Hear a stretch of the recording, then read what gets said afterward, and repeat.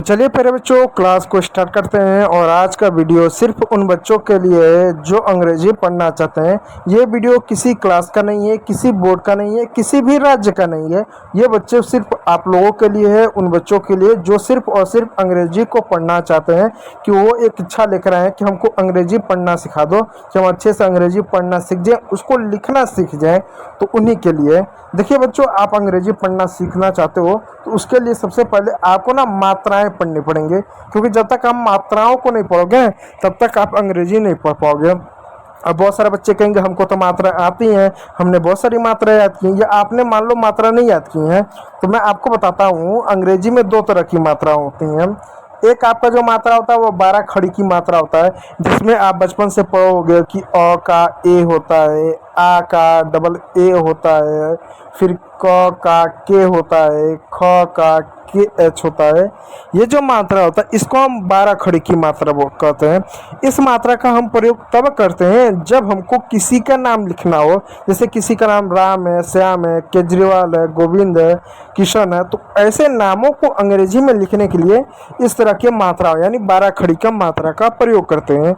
लेकिन जब हमको अंग्रेजी पढ़ना रहता है तो अंग्रेजी का जो दूसरा मात्रा है, जिसको हम वेवल्स बोलते हैं, क्या बोलते हैं, वेवल्स बोलते हैं, जिसको हम कॉन्सोनेंट बोलते हैं, तो उसका हम प्रयोग करते हैं। यानी वेवल्स और कॉन्सोनेंट का हम क्या करते हैं, प्रयोग करते हैं अंग्रेजी को पढ़ने के लिए। इस बात को याद रखिएगा। तो चलिए आपको पढ़ाना स्टार्ट करते हैं, लेकिन उससे पहले मैं आपको वेवल्स बता देता हूँ। अंग्रेजी में 5 वेवल्स होते हैं, ए, ई, आई, ओ, यू। ये 5 वेवल्स होते हैं, इनका अपना अलग अलग उच्चारण होता है। ठीक है, एक बात और आप जानिएगा, ये जो मात्राएं होती है ये अंग्रेजी में सिंगल भी आ सकता है, डबल भी आ सकता है। जैसा CAR कार, जैसे BAT बैट। अब देखो यहाँ पर जो मात्रा है सिंगल, केवल एक ही मात्रा है। जैसे कार में एक ही मात्रा है, बैट में एक ही मात्रा है, एक वो सिंगल मात्रा है। जबकि वहीं पर मैं लिखूँ हेयर, HAIR हेयर, अगर मैं लिखूँ CHAIR चेयर। अब हेयर पढ़ो, चेयर पढ़ो, तो यहाँ पर दो मात्रा है, एक ही मात्रा है और दूसरा आई की मात्रा। तो ए और आई दो मात्राएं मिलकर एक मात्रा बना रही हैं, तो मात्राओं का पेयर भी आ सकता है। तो ये जो मात्राओं का पेयर होता है ना, टोटल 51 पेयर होता है, कई सारा पेयर होता है, एक दो नहीं कई सारा पेयर होता है। तो पेयर भी आ सकता है, सिंगल भी आ सकता है, इस बात को याद रखिएगा। तो चलिए, ये हमारा पार्ट 2 है, PRT पार्ट 2 है, इसलिए नियम नंबर 4 से स्टार्ट करते हैं। देखो अंग्रेजी कैसे पढ़ सकते हैं।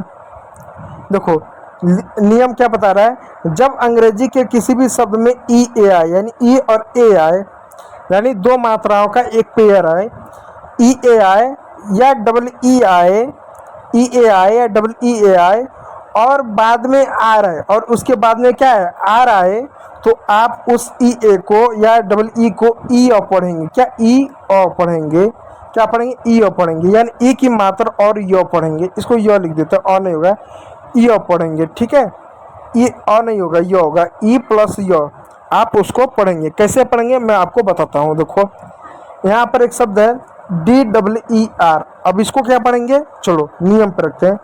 डी का क्या होगा, डी का यहाँ पर ड होगा, आपको डी का क्या होगा, ड होगा। और जो आप डी का ड कैसे है इसको बता, देखो ये ABCDEFGH, ठीक है। इस तरह जो मात्रा आई, इस तरह से जो मात्रा होता है, इनका अपना हिंदी होता है कि बी को ब लिखेंगे, सी को क और स लिखेंगे, डी को ड लिखेंगे, एफ को फ लिखेंगे, जी को ग और ज लिखेंगे, एच को ह लिखेंगे। ऐसा ना इनका होता है। तो यहाँ पर ये वाला हिंदी लेंगे कि डी का ड होगा, जी का ग और ज होगा, इस तरह का लेंगे। तो डी का क्या होगा, डी का ड होगा। अब डबल ई है, और डबल ई के बाद, जब डबल ई के बाद आर हो तो इसको ई पढ़ेंगे। तो ई की मात्रा लगा दो, बड़ी ई की मात्रा, उसके बाद यो लिख दो, और आर का क्या लिख दो, रो लिख दो। हो गया डियर, डियर मीन्स होता है प्री। ठीक है, अगला शब्द आ जा रहा है। अगला शब्द क्या, FEAR, इसको क्या पढ़ेंगे, इसको फियर पढ़ेंगे। कैसे पढ़ेंगे, एफ का फ लिखेंगे, ई ए का बड़ी ई की मात्रा लगा देंगे और यो लिख देंगे, आर का रॉ लिखेंगे, हो जाएगा फियर। क्यों, क्योंकि ई ए के बाद आर हो तो ई पढ़ेंगे। ठीक है, उसके बाद अगला आपका नियम है बियर, BEAR, इसको बियर पढ़ेंगे, EAR, ठीक है, इसको बियर पढ़ेंगे। इस बात को मैं आपको बताता हूँ कैसे पढ़ेंगे। बी का ब लिखेंगे, ई और ए का ई की मात्रा और य लिखेंगे, आर का र लिखेंगे, हो गया बियर। बियर मीन्स होता है भालू और फियर मीन्स होता है डर। ठीक, उसी प्रकार एक शब्द है, इसको क्या पढ़ेंगे, CHEER, चीयर पढ़ेंगे। कैसे पढ़ेंगे, CH का चौ पढ़ेंगे, डबल ई का क्या पढ़ेंगे, बड़ी की मात्रा पढ़ेंगे और य पढ़ेंगे और र पढ़ेंगे, हो गया चीयर पढ़ेंगे। ठीक उसी प्रकार REAR, इसको क्या पढ़ेंगे, इसको रियर पढ़ेंगे। कैसे पढ़ेंगे, आर का र पढ़ेंगे, ई को बड़ी की मात्रा पढ़ेंगे, य को य पढ़ेंगे, आर का र पढ़ेंगे, हो जाएगा रियर। रियर मीन्स होता है, मुझे नहीं मालूम, ठीक है। चीयर हो गया, रियर हो गया, फिर पियर हो गया। उसी प्रकार आपका नियर भी होगा। ठीक है, पर उम्मीद करूंगा ये नियम समझ में आया होगा।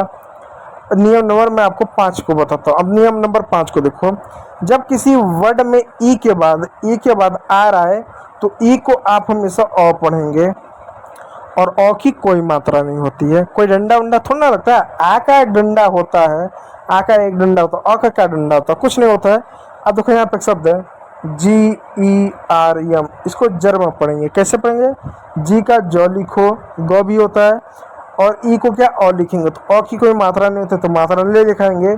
और आर क्या एक कॉन्सोनेंट है, एम है क्या एक कॉन्सोनेंट है, और जब दो कॉन्सोनेंट एक साथ आते हैं तो उनको क्या, उनमें से पहले वाले कॉन्सोनेंट को हमेशा आधा लिखते हैं। तो एम को म लिखेंगे और आर को आधा ऐसे लिख देंगे, हो जाएगा जर्म।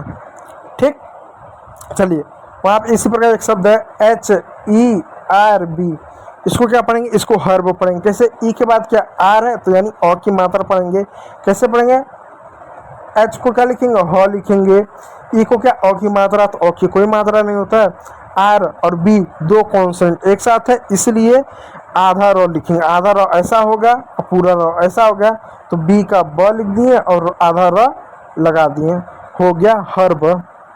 ठीक उसी प्रकार प्यारे बच्चों यहाँ पे एक शब्द है TERM, इसको क्या पढ़ेंगे, इसको टर्म पढ़ेंगे। कैसे, टी का तो पढ़ेंगे, ई का अ की मात्रा, अ की कोई मात्रा नहीं होते, RM को म लगा दी और र लगा दी, हो गया टर्म, हो गया। उसी प्रकार VERB, इसको वर्ब पढ़ेंगे।